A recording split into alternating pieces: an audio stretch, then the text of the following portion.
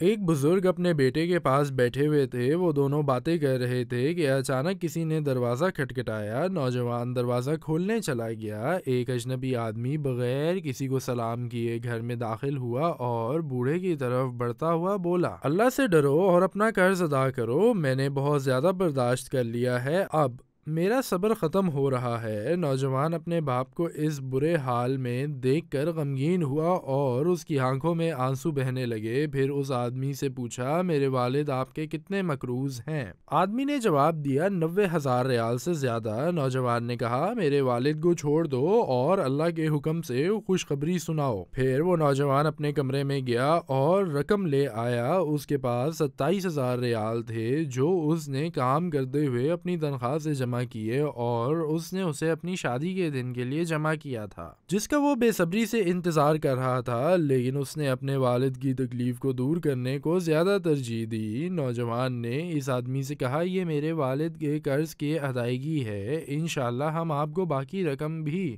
جلدی ادا کریں گے۔ بزرگ نے روتے ہوئے آدمی سے کہا کہ یہ وہ رقم ہے جو اس کے بیٹے نے اپنی شادی کے لیے جمع کی ہے اور اسے اس کی ضرورت ہے، لہٰذا وہ اس رقم کو اس کے بیٹے کو واپس کر دے۔ اس شخص نے اس کی بات نہ سنی اور پیسے واپس کرنے سے انکار کر دیا تو وہ نوجوان اپنے والد کی طرف متوجہ ہوا اور ان سے کہا، ابا جان، آپ میرے لیے اس رقم سے زیادہ قیمتی ہیں۔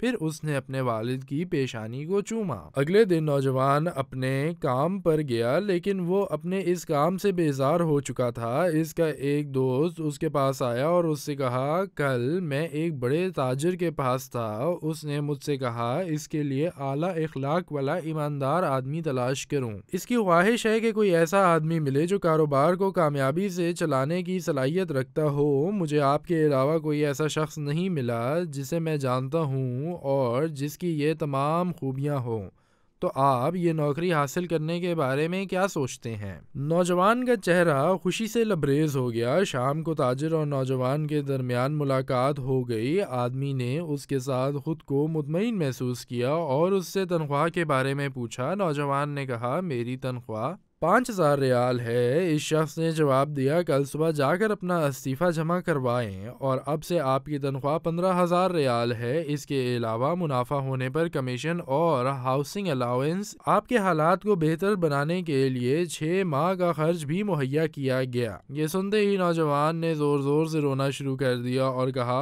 خوشخبری ابا جان۔ تاجر نے اس کے رونے کی وجہ پوچھی تو اس نے اسے بتایا کہ 2 دن پہلے کیا ہوا تھا۔ تاجر نے فوراً اسے حکم دیا کہ وہ اپنے والد کا قرض ادا کرے اور کہا کہ یہ ان لوگوں کا پھل ہے جو اپنے والدین کے ساتھ اچھا سلوک کرتے ہیں۔